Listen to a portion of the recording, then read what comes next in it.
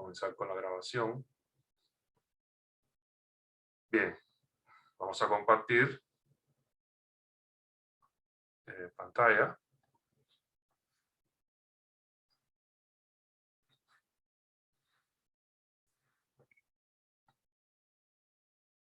Ok. El formato del documento que ustedes tienen que entregar, ustedes tienen que pensar que es un documento que tiene que tener una estructura científica. O sea, una estructura que sea de relevancia para la ciencia, para un reporte de ciencia. Y en ese sentido, las secciones que ustedes van a hacer son casi análogas a las secciones que llevaría, por ejemplo, un artículo científico.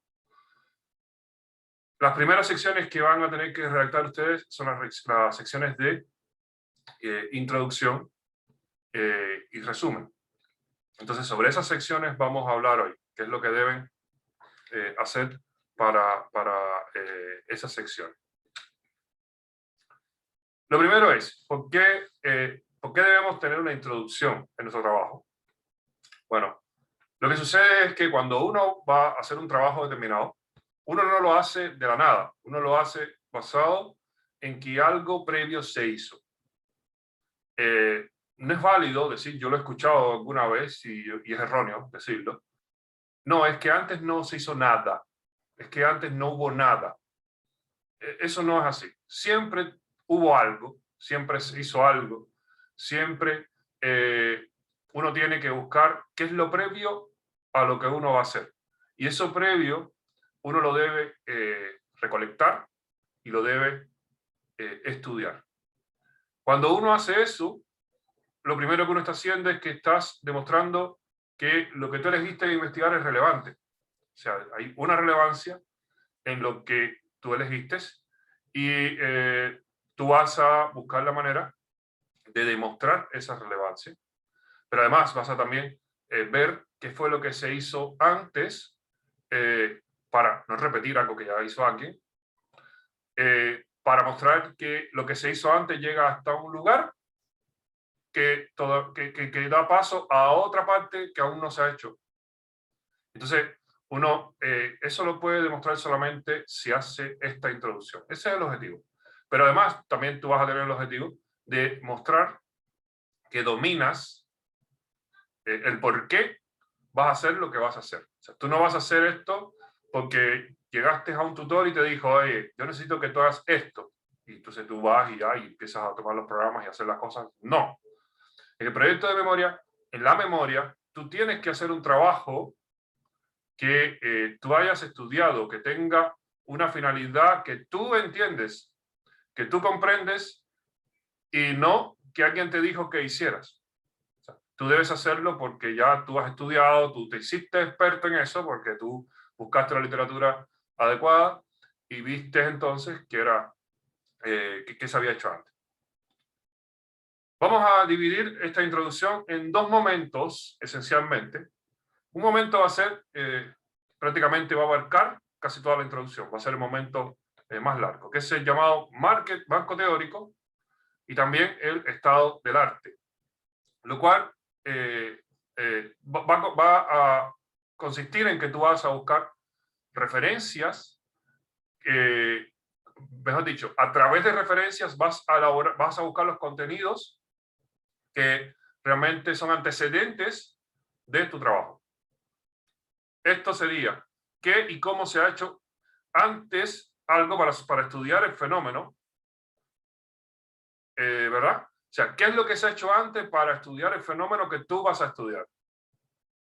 Por supuesto que eso que se ha hecho antes tiene que dejar fuera lo que tú vas a hacer, porque si tú colocas en tu marco teórico algo que dice que ya se hizo lo que tú vas a hacer, entonces eso está mal, porque tú estás repitiendo algo que se hizo ya. Entonces tú tienes que poner un marco teórico que sea un antecedente a lo que tú vas a hacer. Y para eso vas a usar referencias, vas a usar literatura, vas a recopilar papers, vas a revisarlos y vas a armar una parte, una sección que va a tener los antecedentes basados en literatura que van a dar paso a lo que después tú vas a proponer. La segunda parte es una parte que puede ser muy corta, pero que va a estar al final de la introducción. Y es la justificación del problema. Esta justificación deja de manifiesto la carencia de información en un área determinada del marco teórico, ¿verdad? ¿Y eso qué significa? Una vez que yo presenté los antecedentes, una vez que yo mostré los antecedentes de lo que voy a hacer, yo entonces identifico algo que no se ha hecho. Entonces, al yo identificar algo que no se ha hecho, yo lo que voy a proponer es hacerlo yo. ¿Ok? Entonces, ¿qué quiere decir esto? Ya que la sección previa, donde tú hiciste toda la búsqueda, literatura y más allá, tiene que de alguna manera desembocar a esta carencia que tenemos acá. O sea, no puede ser un contenido caprichoso o un contenido aleatorio, un contenido que no tenga un objetivo. No, es un contenido que poco a poco va llevando a demostrar que hay una carencia. Porque esto no es que sea una sección distinta, esto es parte de la introducción. Y la introducción tiene que ser un texto orgánico, donde uno revisa la literatura, va mostrando antecedentes, pero va llegando al punto donde uno quiere, que es llegar a que hay una carencia que es la que tú vas a investigar. ¿Okay? Entonces, mostrar esa justificación del problema, o sea, mostrar esa carencia, puede ser algo corto, puede estar en media hoja. Y claro, esta sección va a dejar manifiesto esta carencia, ¿verdad? Y después va a haber otra sección para la cual vamos a dar las orientaciones la próxima semana, que es lo que viene después, que es plantear una hipótesis. Ya esta hipótesis que uno plantee, que está ahí en otra sección, tiene que tener relación con esta carencia que uno identificó, con esto que falta que uno identificó.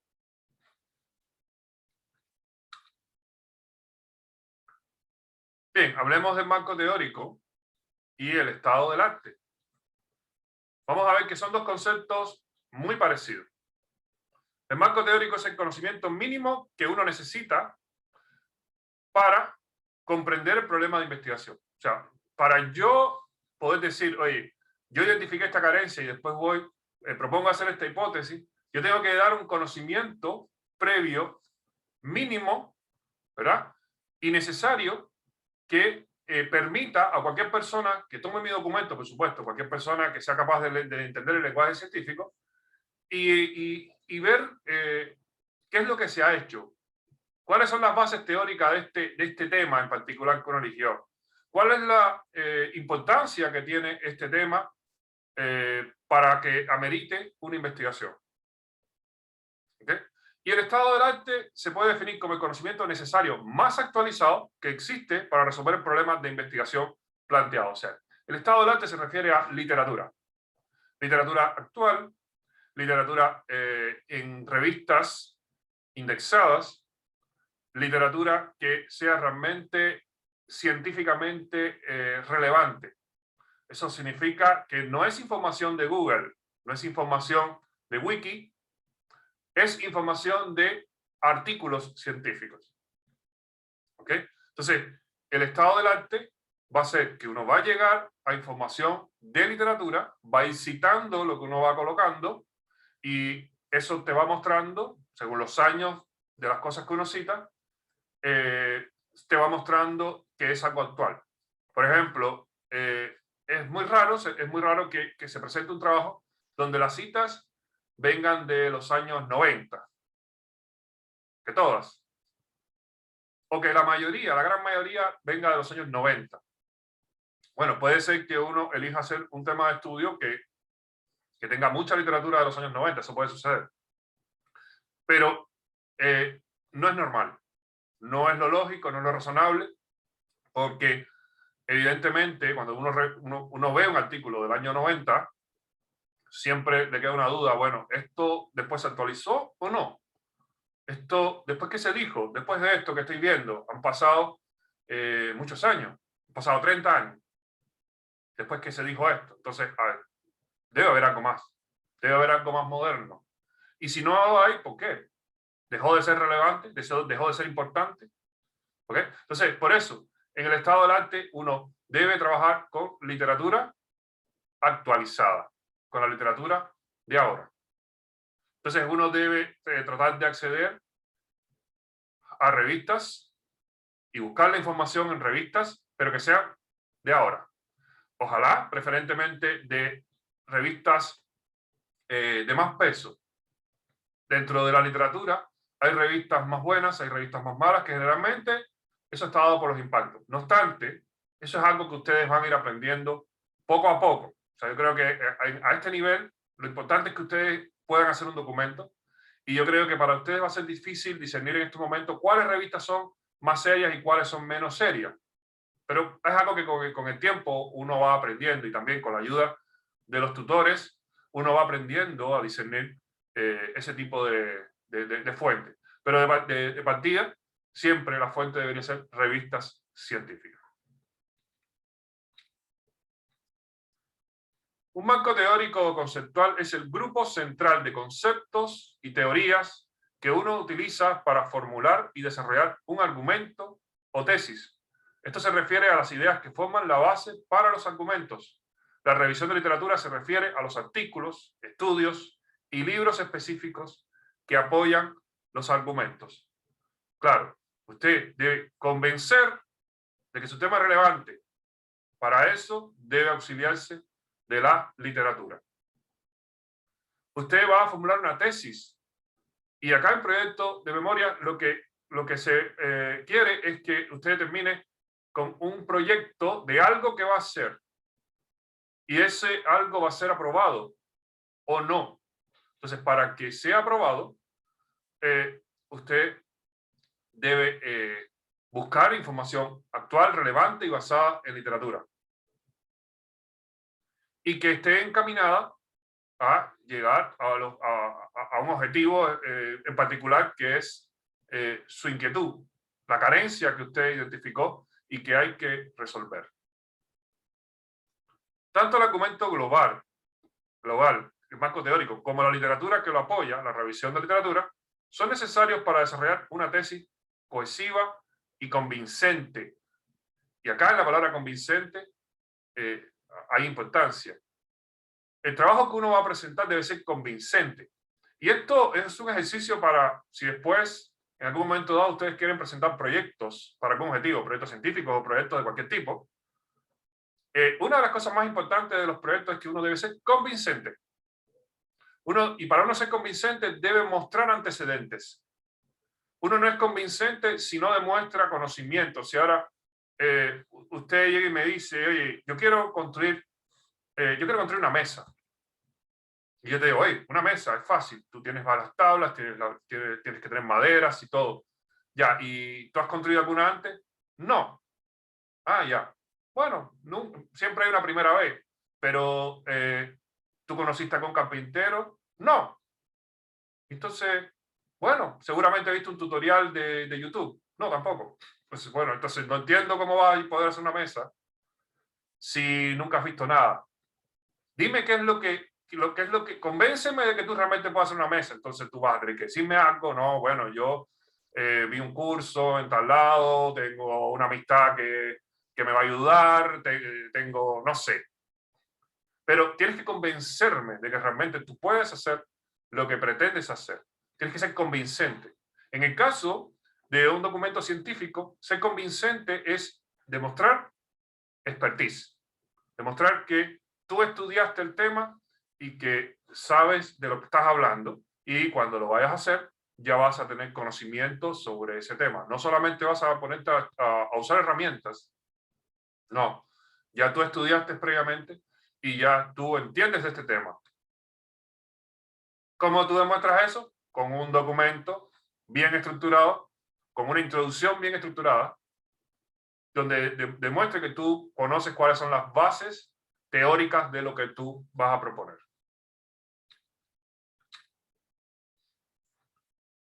Otras ideas sobre el marco teórico y estado del arte. El marco teórico es la etapa en que reunimos información documental para confeccionar el diseño metodológico de la investigación. Esto es sumamente importante. Nosotros debemos reunir información. Nosotros debemos identificar literatura relevante. Nosotros vamos a aprender sobre el tema que elegimos hacer. En la memoria usted hizo una elección. Yo elegí hacer la memoria en este tema. Pues lo que usted debe hacer cuando está haciendo la memoria es hacerse experto lo más posible en ese tema. Ojalá se haga una persona muy experta, ojalá le guste tanto que llegue a estudiarlo espontáneamente, sin que lo obliguen. Yo sé que la mayoría no se va a apasionar por lo que hacen todavía, o sea, porque la vida te da sorpresas, ¿eh? Más adelante de pronto empiezas a trabajar en algo que tú espontáneamente lo vas a estudiar. Pero eso sería lo ideal. Lo ideal sería que espontáneamente tú veas toda la literatura sobre ese tema y que conozcas mucho sobre ese tema. Y que eso aparezca reflejado en el documento que ustedes tienen que elaborar, donde la parte del marco teórico es sumamente importante porque es la parte donde estás obligado a buscar literatura sobre el tema, recopilarla y asimilarla, leerla, tratar de entenderla y tratar de con eso elaborar tus antecedentes que van a llevar a lo que tú vas a hacer. La información recogida para el marco teórico nos proporcionará un conocimiento profundo de la teoría que le da significado a la investigación. Es a partir de las teorías existentes sobre el objeto de estudio como pueden generarse nuevos conocimientos. La ciencia se va desarrollando a partir de que se revisó algo que se hizo antes y entonces se va a proponer algo nuevo.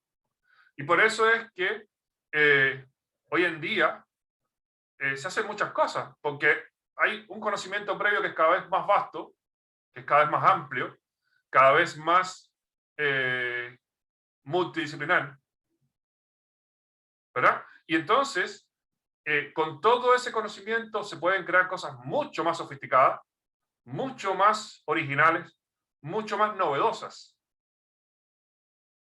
pero siempre basado en lo previo. O sea, no puede ser que alguien de pronto decida investigar ahora por qué cae una manzana de un árbol, porque eso ya se sabe hace mucho tiempo. O sea, hay que investigar a partir de cosas que ya fueron establecidas para establecer nuevas.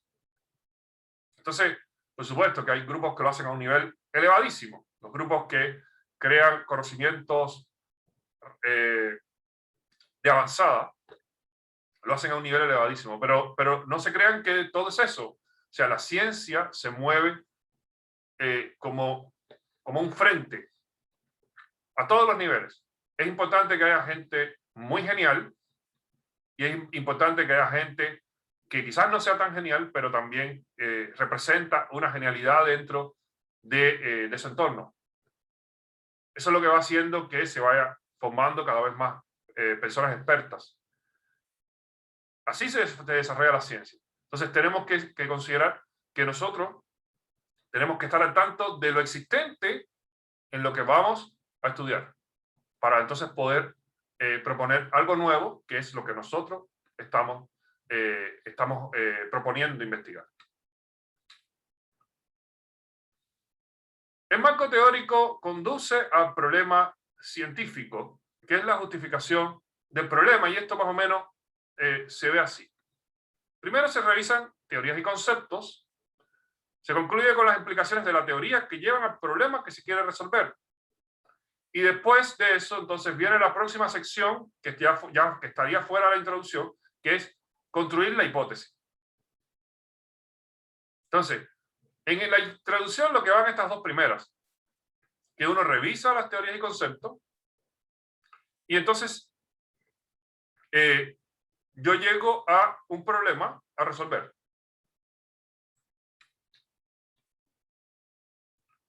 Ejemplo de la llegada a la justificación de un problema.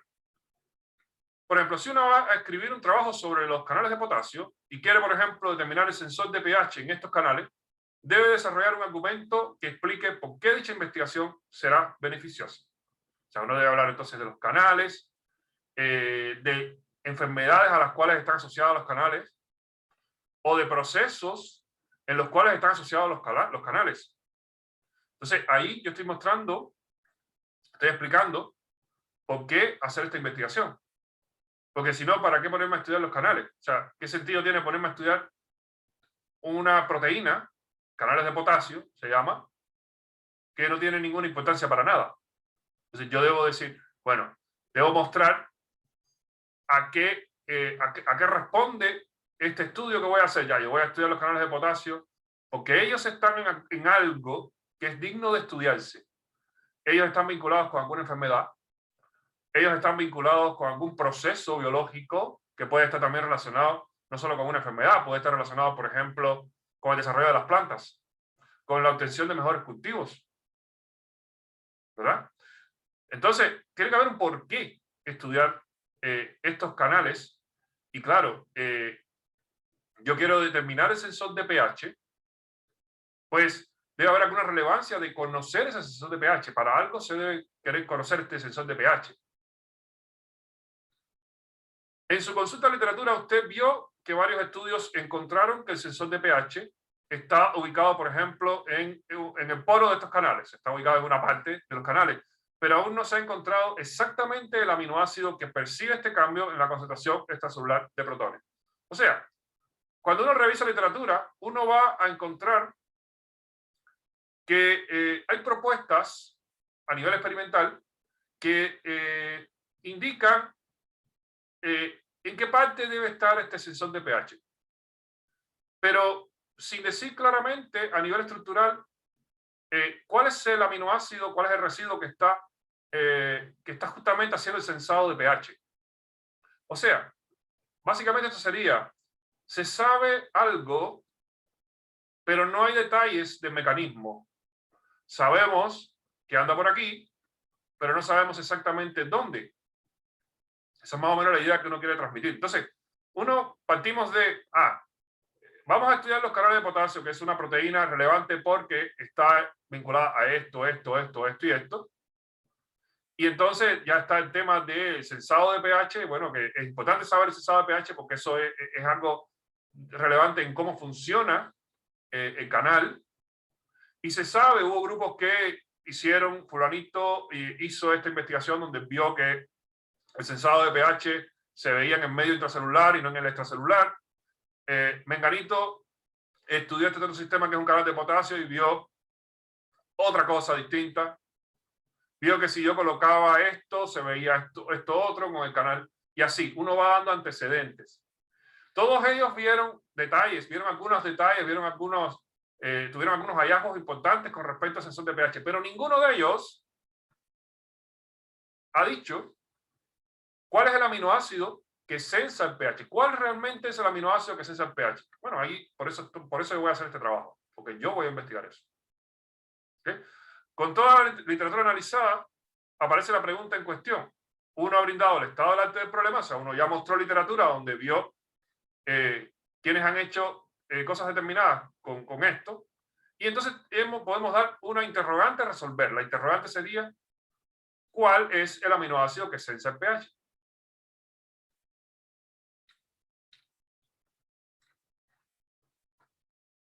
Bien. Vamos a ver un detalle muy importante, un aspecto muy importante sobre el desarrollo de la introducción. Cuando uno va a hacer una introducción, ya les había dicho que hay que buscar literatura y hay que buscar información que nos diga a nosotros, que nos dé a nosotros antecedentes de lo que yo voy a hacer. Ahora, la pregunta es, ¿cómo yo organizo esa información? ¿Cómo voy lanzando esa información a mi documento? Porque no es de cualquier manera. Además, no es cualquier información, sino es aquella información que me lleve a mí a la interrogante. ¿Cómo hago eso? La manera de hacer eso es tratar de ir de lo más general a lo más específico, donde yo debo mantener un hilo conductor, donde la aparición de lo que sea más específico debe estar bien justificado. O sea, yo hablo de algo general y cuando yo quiera pasar a algo más específico, yo debo leer eso como algo coherente. Debe verse como que yo estoy moviéndome de lo general a lo más específico en una conversación, en un hilo conductor que no se desvía de pronto hacia algo que no entendí por qué. O sea, la aparición de lo más específico acá tiene que estar justificada. Y si yo voy a pasar de lo más específico a lo todavía más específico, también tiene que estar justificado. Y si voy a pasar de lo todavía más específico hacia lo todavía más específico, todavía tiene que estar también justificado y así consecutivamente. ¿Dónde voy a desembocar? Voy a desembocar en aquel conocimiento que me va a mostrar a mí la carencia. Porque ya una vez que llego a lo más específico, lo próximo es decir, falta esto. ¿Ok? Bien, supongamos que vamos a ponerlo con un ejemplo. ¿Cómo sería esto? Partamos de otra cosa que también es importante. Lo general, esto general que va aquí, tampoco es cualquier cosa. Tiene que ser algo que no sea tremendamente básico. Debe ser algo general, pero general hasta cierto punto. Por ejemplo, no puede empezar diciendo la biología es la ciencia que estudia las proteínas. Porque eso no es un contenido, eso es un contenido demasiado general. Eso ya es de un libro, ¿no? Eso ya es de demasiado general. ¿Okay? Se supone que la biología abarca todo lo que uno estudia en investigación de biología, pero eso no es digno de decirse en algo general. O sea, lo general normalmente va a ser aquello que motiva la investigación de manera amplia, de manera más cercana al interés humano. Por ejemplo, supongan que yo quiero estudiar, yo quiero diseñar fármacos contra la proteasa del COVID, del SARS-CoV-2. Eso es lo que yo quiero hacer. Yo quiero hacer un protocolo donde yo voy a diseñar inhibidores específicos contra la proteasa principal, que es una de las proteasas, del SARS-CoV-2. De aquí, de esta información, les puedo decir de antemano que hay 2 proteasas en el SARS-CoV-2. También de antemano les puedo decir que el SARS-CoV-2 no es el único coronavirus que ha azotado a la humanidad, aunque este ha sido el peor, pero no es el primero. Entonces, ya con esos antecedentes les puedo decir lo que yo pondría como general. Lo general es lo inmediato, que es importante para los seres humanos. ¿Qué es lo inmediato? Así, lo más importante para los seres humanos, bueno, primero, los virus zoonóticos, o los virus, estos virus tipo SARS-CoV, han sido muy perjudiciales para la humanidad porque han originado pandemias en distintas etapas del siglo XXI. Eso es algo general. Ese es lo general que realmente motiva en el fondo el por qué yo debo estudiar la proteasa del SARS-CoV-2. Pero es algo general, porque me estoy refiriendo a la enfermedad como tal. Me estoy refiriendo, pero incluso me estoy refiriendo a los virus zoonóticos que todavía no me están hablando de la proteasa. Me están hablando de los virus zoonóticos. Y los virus zoonóticos son los que vienen de animales. Por eso es la palabra zoo.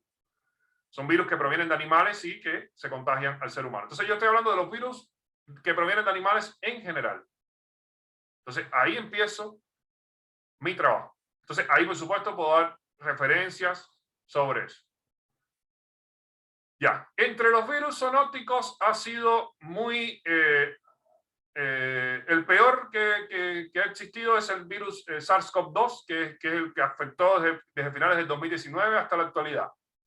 Ya, pasé de algo general que es los virus zoonóticos en general a algo más específico que es el SARS-CoV-2. Ese es el que yo voy a elegir de todos los demás. ¿Ok? Entonces ya entré al SARS-CoV-2. Vamos a irnos a algo más específico. En el mecanismo de infección del SARS-CoV-2 se ha visto que hay muchas proteínas involucradas, entre ellas 2 proteasas. Entonces, ya me fui a algo más específico, porque ahora del virus SARS-CoV-2 me estoy yendo a las proteasas del virus SARS-CoV-2. Entonces, partir por lo más general es los virus zoonóticos, virus que provienen de animales, eso es lo más general. Después me fui a algo más específico, que es el virus SARS-CoV-2. Uno de esos virus de los cuales yo hablé antes, yo lo estoy destacando, porque ese es el que yo voy a investigar. Después me fui a las proteasas, ¿verdad?, que están en el virus SARS-CoV-2. ¿Ya? Ahora me voy a ir a algo más específico. Lo más específico que me fui es, existen dos proteasas del virus SARS-CoV-2, entre ellas la proteasa principal es la encargada de hacer esta acción que contribuye a la infección del virus. Entonces, ya me fui de dos proteasas a una en específico y voy a decir qué hace esa proteasa. ¿Cuál es su rol biológico? El de esa proteasa. Porque estoy apuntando a ella.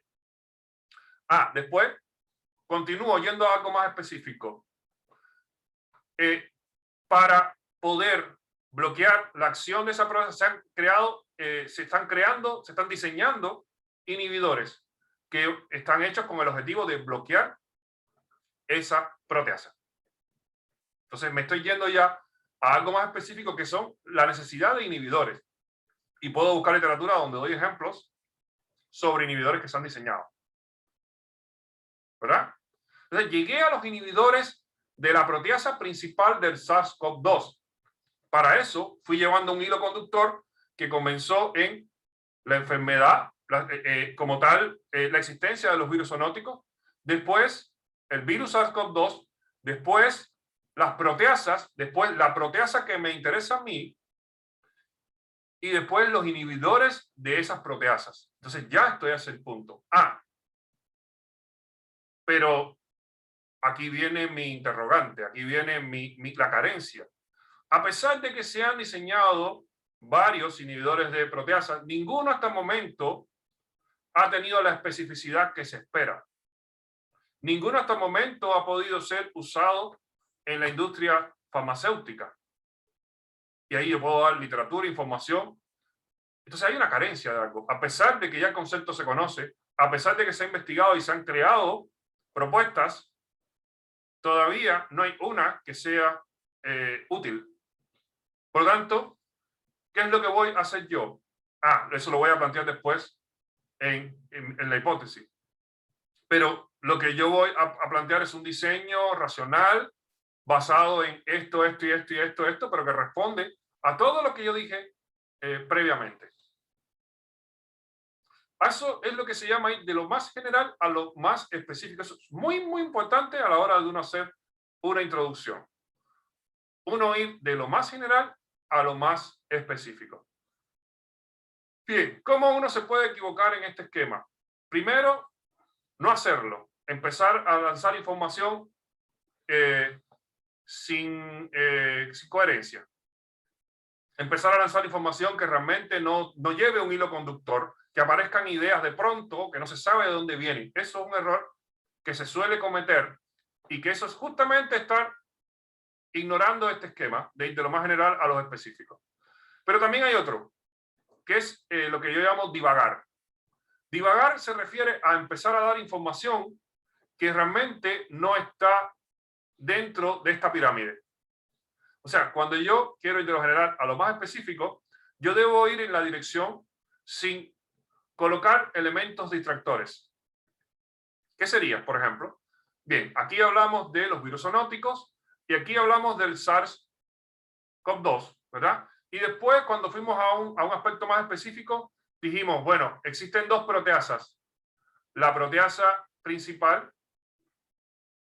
pero supongan que yo la que voy a investigar es la proteasa principal, pero yo digo, existe la proteasa principal y la proteasa, la otra que se llama semejante a papaína, se llama así, pero vamos a llamarla proteasa 2. Existe la proteasa principal y la proteasa 2. Y que yo empiece a dar información sobre la proteasa principal y sobre la proteasa 2. Cuando yo leo eso, yo lo que pensaría, cuando estoy leyendo eso, es que usted va a investigar las dos proteasas. Si usted empieza a darme la proteasa, información sobre la proteasa 2, yo como lector pienso, me va a investigar algo que tiene que ver con las dos proteasas. Pero resulta después que no. Después, cuando yo sigo leyendo, me doy cuenta que usted solamente quiere investigar a la protesta principal. Toda la información que me dio sobre la protesta 2 me distrajo, me confundió. No se ajusta a ir en la dirección que yo quiero. Aquí, como está representado aquí a la derecha, la flecha tiene que apuntar en el blanco. No es útil empezar a hablar de flechas que están fuera del blanco. Si usted empieza a hablarme de la protesta 2, podrá ser una información muy interesante, podrá estar en algún artículo que usted vio, pero no tiene relación con este trabajo. La protesta otra, usted la puede mencionar. No, entre las protestas existe la protesta principal y la protesta 2. Pero después, a la hora de darme información, me la da solamente sobre la protesta principal, porque esa es la que usted va a investigar. La protesta 2, usted no la va a investigar. Entonces, no interesa a este documento todo lo que compete a ella. No, por ejemplo, no es de ninguna utilidad que aparezca que esa proteasa hace esto, se origina acá, corta aquí, corta allá, hace esta función. No, porque eso no se va a investigar aquí. Aquí se van a investigar los inhibidores de la proteasa principal.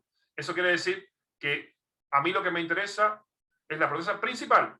Si usted me da mucha información sobre la proteasa 2, eso está de más. Eso sobra ahí en el documento. Eso es lo que llamamos divagar. Eso, si yo lo fuera a representar en este esquema, quedaría fuera de la pirámide. Si lo fuera a representar aquí, en la diana, quedaría fuera de toda la zona de blanco. ¿Okay? Entonces, cuando uno está haciendo un documento, uno debe evitar divagar. Una manera de hacerlo es que uno primero elabore un esquema de lo que va de los niveles en los que uno va avanzando. ¿Qué sería lo general? ¿Qué sería lo que sería después más específico? Y entonces uno va buscando la literatura en función de completar esa información, sin colocar nada que esté fuera de esa información que usted sabe que debe dar, que es la que conduce a la inquietud de manera lineal, sin distraer a nadie, sin confundir al lector.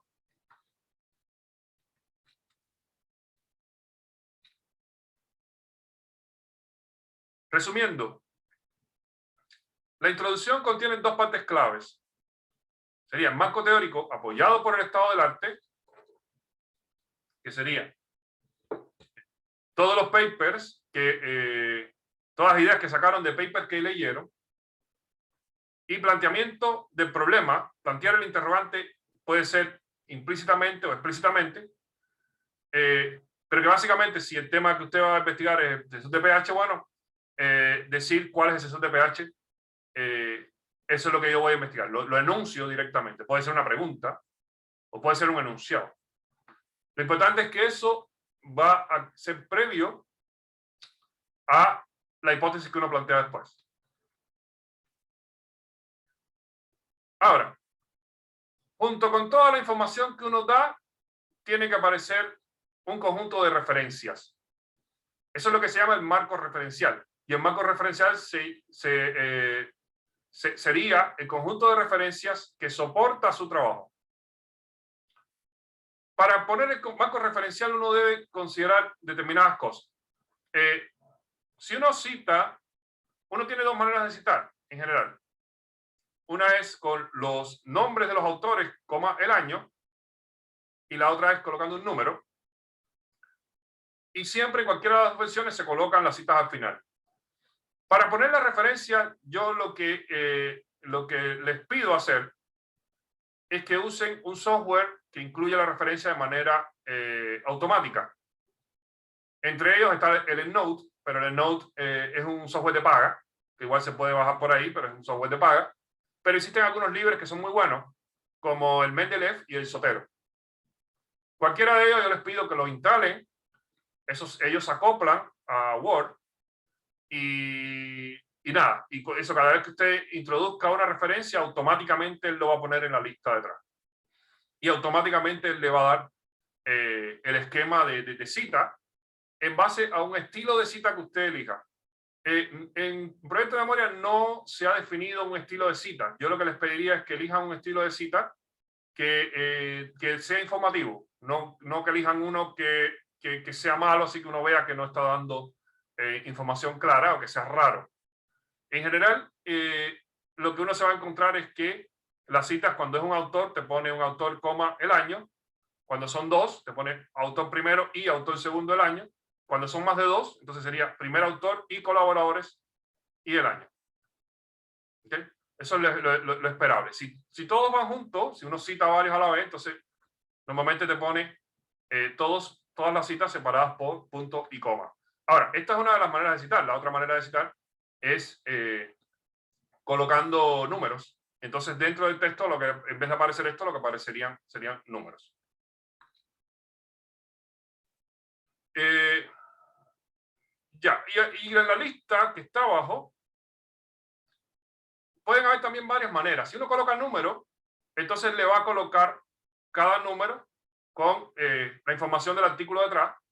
Y si uno lo coloca, si uno lo cita así de esta manera, autores, coma, el año, generalmente eso va a aparecer, las citas abajo van a aparecer en orden alfabético.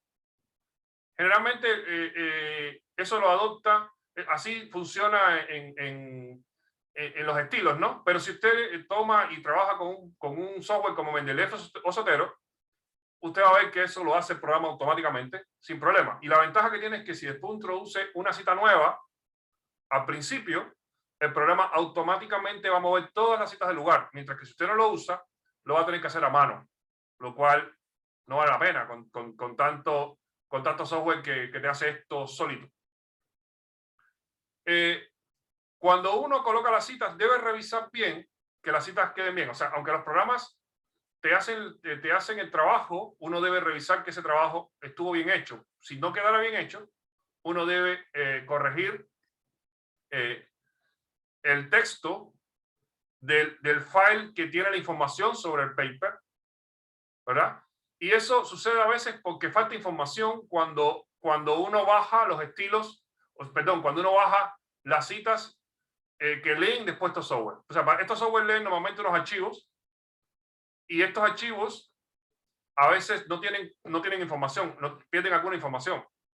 A veces pierden las páginas, a veces tienen mal el año, ¿verdad? A veces puede faltar algo. Entonces, tienen que revisar porque, por ejemplo, si el artículo se cita así, J. Gen Fisiol, 131, 147, si falta, por ejemplo, las páginas, en su texto va a quedar como J. Gen Fisiol, 131.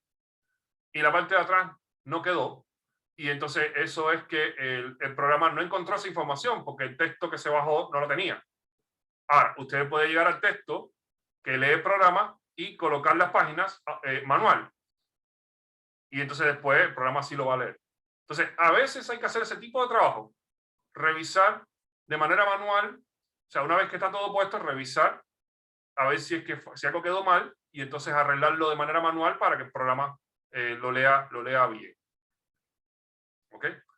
Pero en principio, el objetivo es que la referencia quede bien, quede como debe ser, que quede correctamente y que no se pierda información y que todo el estilo esté homogéneo. ¿Ok? Cuidado especial debe tenerse cuando se citan libros. Los libros se citan de otra manera. Los libros normalmente se citan con el título del libro. Por ejemplo, en un capítulo de un libro se cita el título del libro, el título del capítulo, en el nombre del libro, los editores y la ciudad donde se editó. Eso es una regla para las citas de libro. Muchas veces los software, estos como Zotero y Mendeley, no lo hacen bien. Entonces uno tiene que revisar de manera que quede bien. A ver, que usted tenga un libro y que se cite mal en el documento de proyecto de memoria no es tan grave. Es más grave cuando uno después quiere hacer un artículo y por eso es que uno debe ir aprendiendo esas cosas, porque en un futuro, si ustedes quieren, una de las cosas que se aprende haciendo un documento es que también uno se va preparando para hacer artículos. Entonces, ahí sí es importante, porque una revista, cuando tú le mandas esto, te devuelven el trabajo y te piden que cites bien el libro, el capítulo del libro. Y ahí tienes que ponerte tú a buscar la información que a veces no es tan evidente como la información de artículo. A ver. Ya no nos queda...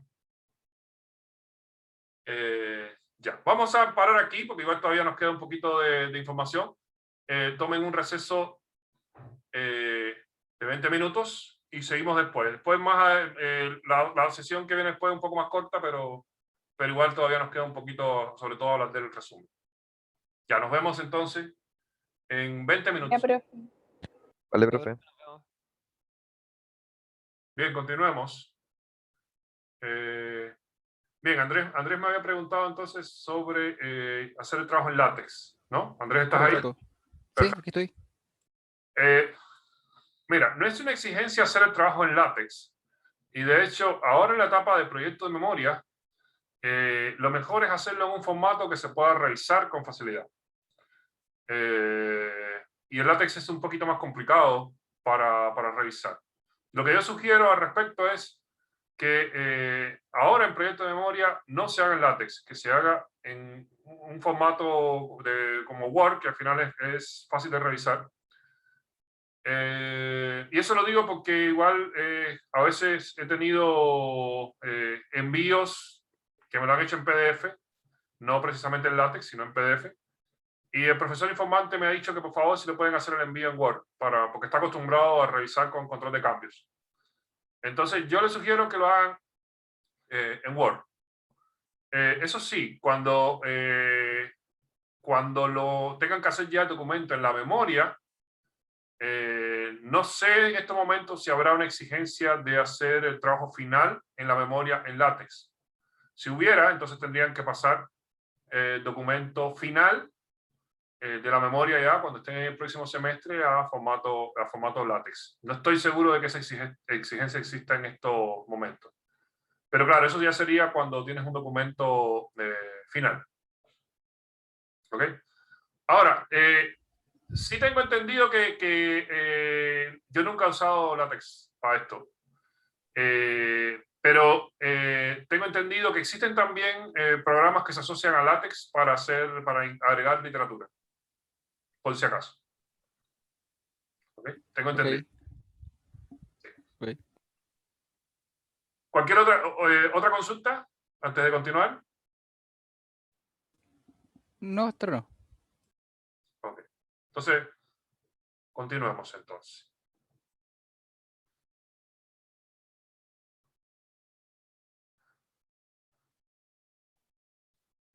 Bien. Bien. Ya lo único que nos falta por ver ahora es con respecto al resumen. Bien, cuando uno presenta el documento, cualquier documento científico, incluyendo los artículos, uno incluye un resumen. El objetivo del resumen es que la persona que acceda a la lectura del documento pueda saber de forma rápida qué va a encontrar en el texto y qué recorrido temático se ha elaborado para el mismo. Un resumen debe ser corto, debe tener alrededor de 600 palabras, eso no quiere decir que tenga que ser exactamente menos de 600 palabras, pero eso es más o menos lo que lleva un resumen. Lo que se espera encontrar en un resumen es justamente eso, un texto que cuando uno lo lea se entere de qué es el trabajo. De manera que motive a la persona a que entonces se lea el trabajo completo, porque ya la persona sabe que dentro del trabajo va a encontrar este tipo de información que me indicó el resumen. Si uno coloca información que no se relaciona con lo que aparece o que no es capaz de guiar bien a un lector o de motivar bien a un lector a que lea el documento, entonces digamos que no se cumple la función de resumen.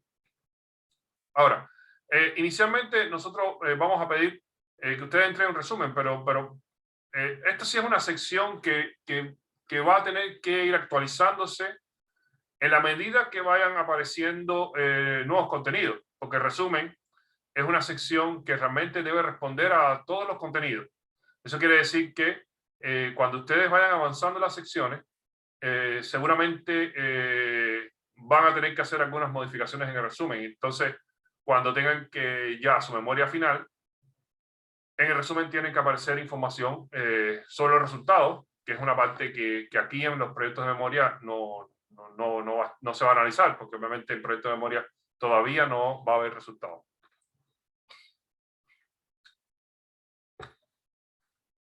Bien, ¿qué contiene el resumen? En el caso en el que nos estamos enfrentando a un trabajo de investigación o desarrollo, el resumen debe contener información relacionada con la hipótesis de la que partimos o el problema, la pregunta que nos planteamos, los procedimientos propuestos, los objetivos y los fundamentos teóricos, pero de manera muy breve. O sea, no podemos llenar el resumen de fundamentos teóricos y dejar el resto de las secciones en una parte muy pequeña. Porque entonces en ese punto habría una descompensación muy grande de resumen. Ese resumen tiene el objetivo de que una persona que lea se entere de lo que va a hacer, de lo que uno abordó en el trabajo, de lo que uno aborda en el trabajo. En el caso de un proyecto, el resumen lo que muestra es cuál es un resumen de lo que uno realmente va a abordar en el trabajo. Bien, vamos a hablar de cómo se estructura un resumen y lo podemos definir de esta manera. O sea, la presentación de la idea o problema general, un resumen del marco teórico, o sea, que será la idea principal, planteamiento del problema y qué haremos para resolver ese problema. O sea, esto sería lo que uno esperaría de un resumen de manera ideal que sea parte de un proyecto de investigación. Y vamos a usar este ejemplo para mostrar un resumen, digamos, que contiene estos cuatro momentos de una manera ideal. No quiere decir que uno debe hacer un resumen perfecto que se ajuste a este esquema que está acá, pero si se ajustara a este esquema que está acá, sería lo ideal. ¿Ok? Y para desarrollarlo así, de esta manera, por supuesto que hay que ir conociendo más sobre el trabajo que uno va a hacer y sobre cada una de las secciones que uno va llevando adelante. Bien, el resumen, este ejemplo de resumen dice así, donde tengo puesto en color cada uno de los momentos, pero ustedes van a ver que todo se corresponde a un párrafo que siempre mantiene el hilo. Los metales pesados y metaloides, como el arsénico, son tóxicos para la salud de las personas debido a que son potencialmente cancerígenos en bajas dosis. Además, inducen malformaciones embrionarias y daños cromosómicos. Ese es el problema general. Se encuentran naturalmente en forma de sulfuros junto a otros metales, principalmente en áreas volcánicas y yacimientos mineros. Es en estos lugares donde los metales entran en contacto con los afluentes, son transportados por el ciclo del agua alcanzando regiones habitadas, volviéndose una amenaza para el medio ambiente y las personas. La contaminación del agua potable es una realidad en varias localidades del norte de Chile, particularmente por la presencia de altas concentraciones de arsénico. Eso es lo que llamamos el marco teórico. Ahora, el problema específico viene acá. A través del tiempo, los microorganismos han sido expuestos a este tipo de componentes tóxicos y ambientes extremos, por lo que han evolucionado en una gran variedad de mecanismos para tolerar e incluso utilizar estos componentes tóxicos como energía metabólica. Pese a lo importante de comprender el comportamiento de estos microorganismos frente al arsénico, aún no existe conocimiento suficiente para utilizar las ventajas de estos mecanismos genéticos. Ese es el problema específico que se identificó acá en el resumen. En este proyecto se propone realizar un análisis genómico comparativo de microorganismos tolerantes al arsénico. Herramientas como WGS o QTL-Finding serán utilizadas para encontrar y caracterizar los genes y o regiones de los genomas que permitirán comprender mejor estos mecanismos de resistencia para el posterior desarrollo de tecnologías de bioremediación de suelos y aguas contaminadas con arsénico. ¿Ok? Entonces, fíjense que acá es una composición única. Hay un párrafo que es único, donde se aborda desde una generalidad hasta exactamente qué es lo que se va a hacer en el proyecto, en distintos momentos que yo podría separar en cuanto a este esquema, pero que realmente funciona como único. Eso es lo esperable. Eso es lo esperable en el documento de resumen. Eso sería lo ideal. ¿Qué cuidado especial debe tener usted con su resumen? Bueno, primero, no hacerlo extremadamente largo. No dar información también que no sea relevante para el resumen. O sea, hay que tener cuidado de que no se puede extender demasiado ninguna de las posibles secciones que fueran análogas a esta. Y claro que siempre debe aparecer de alguna manera lo que usted va a proponer. ¿Ok? Ahora, sí quiero que se note una cosa. Yo les voy a pedir ahora que ustedes me desarrollen ciertas partes del documento en una versión inicial. En el caso del resumen, esto se va a tener que, lo que se espera es que usted lo vaya actualizando y que en la versión final el resumen quede modificado, un poco modificado con respecto a lo que usted va a plantear ahora. Porque ahora en este momento, como todavía no se van a meter en la parte que tiene que ver con otras secciones, como por ejemplo el desarrollo de la hipótesis y de los objetivos, y el desarrollo de los materiales y métodos, que es otra sección, entonces obviamente que van a haber elementos que no va a poder colocar ahora en este momento en el resumen. No obstante, tiene que verse un esbozo que plantee lo que se plantea hacer en el documento. Eso sería sí importante que apareciera en el resumen, aunque sea en una manera, de una manera embrionaria, ¿no? Bien, con esto que les he indicado acá, lo que yo les solicito entonces ahora es construir la introducción y el resumen. Para eso les pido no olvidar colocar literatura. Y además, muy importante, deben trabajar con el tutor. Y entonces, me deben hacer la entrega de esto en 3 semanas. O sea, en 3 semanas, ustedes me deben hacer la entrega de la primera parte del documento, que sería la introducción y resumen. O sea, en ese momento que ustedes me lo entreguen, yo se lo enviaría al profesor informante para que lo revise. Ahora, esta sería la orientación. Y ahora les quiero aclarar lo siguiente. Yo llevo este curso con las entregas de la manera siguiente. Yo busco hacer las cosas para que las entregas sean con un tiempo tal que si usted sigue mi calendario, estaría defendiendo antes del fin del semestre. Por eso, no soy inflexible en cuanto a las entregas. O sea, yo les digo que me entreguen de aquí a 3 semanas y el que lo haga, lo cumpla, me lo va a entregar en 3 semanas, se le pasa al informante, el informante va a tener un tiempo para revisar, pero además también yo les voy a hacer otras orientaciones la semana que viene para entregar, que en el fondo se unirían a esta entrega que yo les pido también. Pero se pueden atrasar un poco, es lo que les quiero decir. Yo lo que les pido es que cuando yo les dé un plazo, ustedes o me lo envían, o si no, me escriben pidiendo una prórroga con fecha. Si ustedes me piden una prórroga de 1 mes, yo les voy a decir que no. Si ustedes me piden una prórroga de unos días, entonces sí. Si ustedes no me dicen de cuánto quieren su prórroga, les voy a decir, ya, perfecto, te doy unos días. Y quizás no es suficiente, entonces mejor que me diga cuánto. Al principio, uno se puede atrasar, pero tienen que tener cuidado porque deben considerar varias cosas del proceso. Ustedes me entregan, pero después tiene que haber un tiempo para que revise el informante. O sea, el informante no va a revisar de manera inmediata. Entonces va a haber un tiempo de demora por ustedes y por el informante. Por eso, yo lo que les pido es que sean cuidadosos con los atrasos. De todas maneras, cuando yo vea que alguien se atrasa demasiado, yo entonces voy a ser un poquito más exigente, porque el objetivo es que ustedes defiendan máximo la última semana del semestre. Es obvio, porque de ahí no se puede pasar. O sea, hay una fecha tope, que es la última semana del semestre. Entonces, si alguien se me atrasa demasiado, yo sí tengo que decirle, ahora tienes que hacer las cosas con muy poco tiempo, porque no hay posibilidad de atrasarse más de esta fecha, que sería el fin del semestre. Pero en principio, la idea que quiero que se les quede es que pueden haber atrasos. Pueden haber atrasos en las entregas, pero tienen que decírmelo y entonces nosotros acordar de cuánto va a ser ese atraso. Ustedes me tratan de cumplir.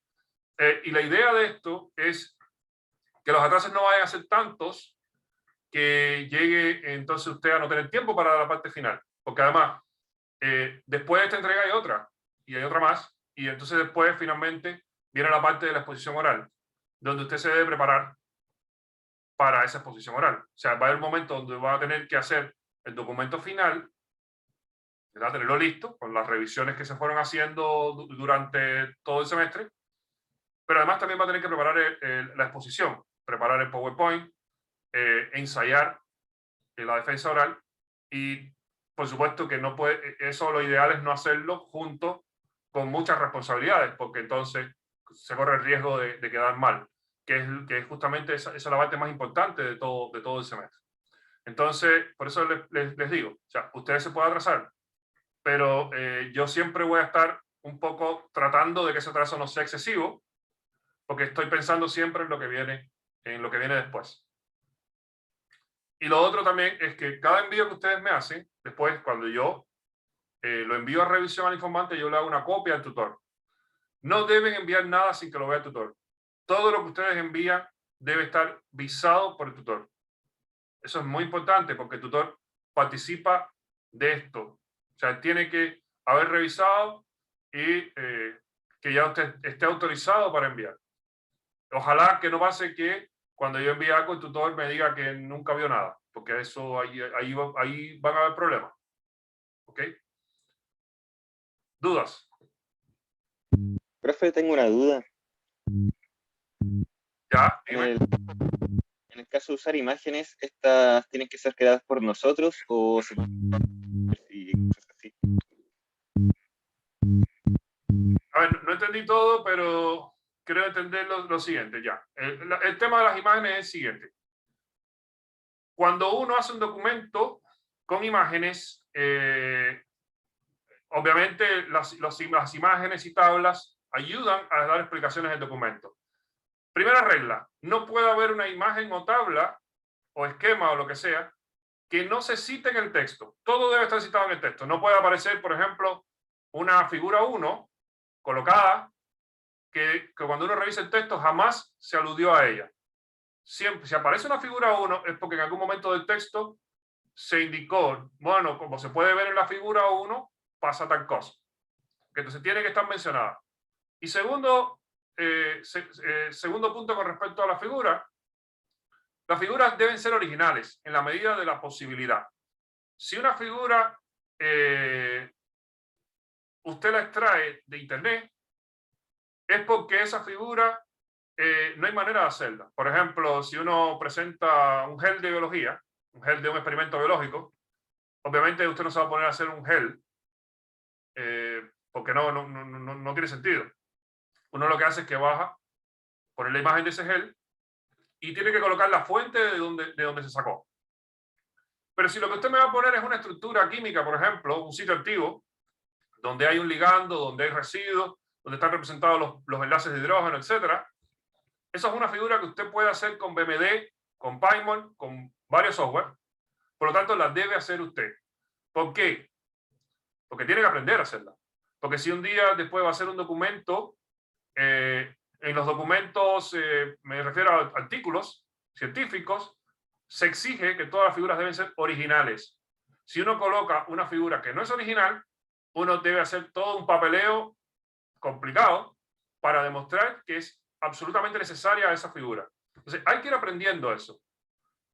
Es importante ir aprendiendo eso. Entonces, yo les pido que coloquen figuras originales en la medida de las posibilidades. Si son esquemas, si usted va a poner una figura, pregúntese, ¿esto lo puedo hacer yo o no lo puedo hacer yo? O sea, si es, por ejemplo, un gráfico de alguien que ploteó, no sé, la corriente de un canal, que alguien que hizo la corriente de un canal, eso es un gráfico que está en un paper, uno no se va a poner a hacer ese gráfico, porque ese gráfico lo hizo alguien con los datos que tenía. Entonces, ahí es obvio de que uno no puede ponerse a inventar ese gráfico está. Entonces hay que colocarlo con la fuente de literatura.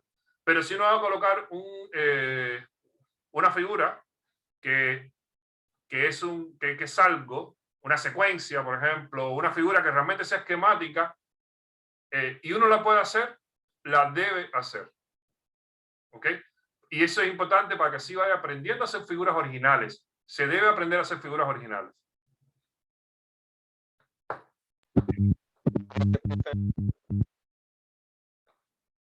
¿Más consultas? Pregunten, que pueden haber muchas consultas. Digan. Sí, Profe, yo tengo una consulta. Dime. Respecto a las extensiones máximas y mínimas, tanto del resumen como de la introducción, ¿cuáles serían? Lo que se espera de un resumen es que no sea más de una hoja. Debe ser menor a una hoja. Eso es lo que se espera de un resumen.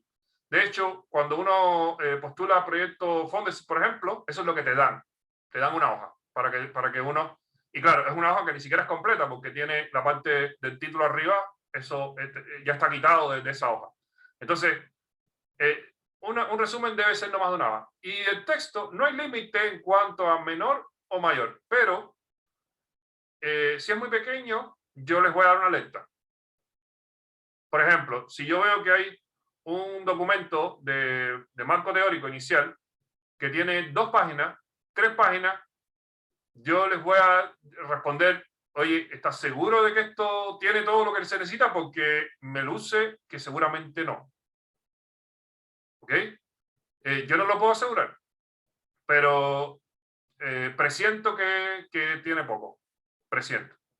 No hay un límite, no hay un límite que te diga, no, tiene que ser, tiene que ser más que esta cantidad de páginas. Tampoco hay un límite en cuanto a lo largo que deba ser. O sea, yo sí te digo que no vale la pena hacer una cosa extremadamente larga. No vale la pena.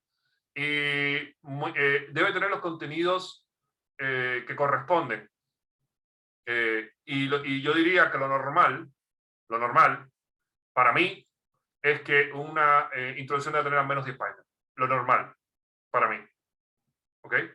No obstante, si yo recibo, por ejemplo, si yo voy a revisar una introducción que tiene menos de 10 páginas, no hago un prejuicio. Yo la empiezo a revisar, a ver qué me encuentro. Pero les puedo decir que la mayor parte de las veces que he visto algo que tiene menos de 10 páginas, le faltan contenido. O sea, eso es mi experiencia. O sea, me sería raro encontrar a alguien que tenga un poder de síntesis tan grande que me ponga todos los contenidos que se necesitan en menos de esa cantidad. Profe, tengo 2 consultas. Dime. La primera es cuando uno se comunica con el profesor informante, por ejemplo, por correo, ¿debe ir con copia al tutor y cotutor? ¿O no es necesario? Eh, ¿O va a depender del mensaje? eso depende de cómo establece uno la relación realmente con el equipo. Yo no diría que sea absolutamente necesario, pero yo creo que sí, que debe hacerse, sí. A ver, no hay ninguna prohibición de que tú te comuniques con el informante para algo, pero yo creo que sí sería importante que el tutor esté al tanto de todos tus movimientos, porque en el fondo él es responsable por tu trabajo. Entonces, yo diría que sí, yo diría que sí. Tampoco hay una prohibición de que te comuniques con nadie, o sea, normalmente, vamos, estamos en condiciones ahora que estamos todo virtual, pero yo me lo imagino cuando estábamos en la escuela, ¿verdad? Tú llegabas, tocabas a la oficina de cualquier persona y nadie te lo prohibía. Ahora hay que estar mandando mensajes, ¿verdad? Pero en las condiciones normales, uno llegaba y le tocaba la puerta a la persona. ¿Entiendes? Por eso te digo no lo veo como una violación a nada, sino sencillamente que yo creo que es bueno que el tutor esté al tanto de cada paso que tú das. En la buena onda, en la onda de ayudar, en la onda de no estar desaparecido de tu trabajo, sino que realmente contribuir al trabajo. Claro, se entiende. Y la otra es si existe algún formato para el documento, en cuanto a letra, tamaño, espaciamiento. No. En proyecto de memoria, por el momento, el documento está hecho para revisar. Entonces, incluso tienen que pensar que cuando ustedes defiendan al final, tampoco es que tienen que defender de manera formal. Ese proyecto de memoria no se defiende formal. Y el documento no se presenta con un formato. Donde sí existió, por lo menos durante un tiempo, un formato fue ya en la memoria final. Que ahora no estoy al tanto si ese formato se mantiene. No estoy al tanto porque no ando por ahí. Pero en proyecto de memoria, no. En proyecto de memoria tú lo puedes, de hecho, lo puedes hacer en látex. Nada impide que lo puedas hacer en látex. Lo que pasa es que si tú le envías el látex y el informante no lo quiere revisar en látex, te va a devolver para acá y va a decir, oye, por favor, ¿me lo puedes enviar en documento Word para que yo pueda revisar? Pues, por ejemplo, a mí, en mi caso, no me genera problema eso, porque yo tengo un programa, yo trabajo con un programa para cargar los PDF, que es un editor, que está muy bueno, y que yo reviso con ese editor de PDF. Entonces, en mi caso, yo puedo revisar en látex, me da lo mismo, porque yo igual escribo todo el PDF con mi editor. No tengo ningún problema en eso. Pero hay otros profesores que están acostumbrados a revisar en Word. ¿Ok? Pero como tal no hay un formato en cuanto al tipo de letra, en cuanto al tamaño del margen. No hay ningún formato así. No hay nada establecido.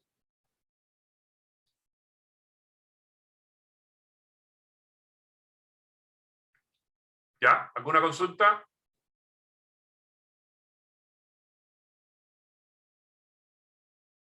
¿Alguna consulta?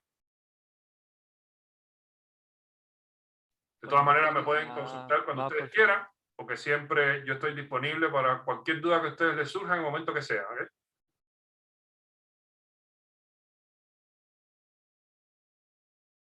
¿Alguna duda? Bien. No, no, profe, nada más.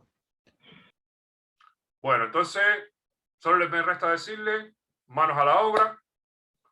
Con esto empiezan oficialmente a preparar documentos para proyecto de memoria.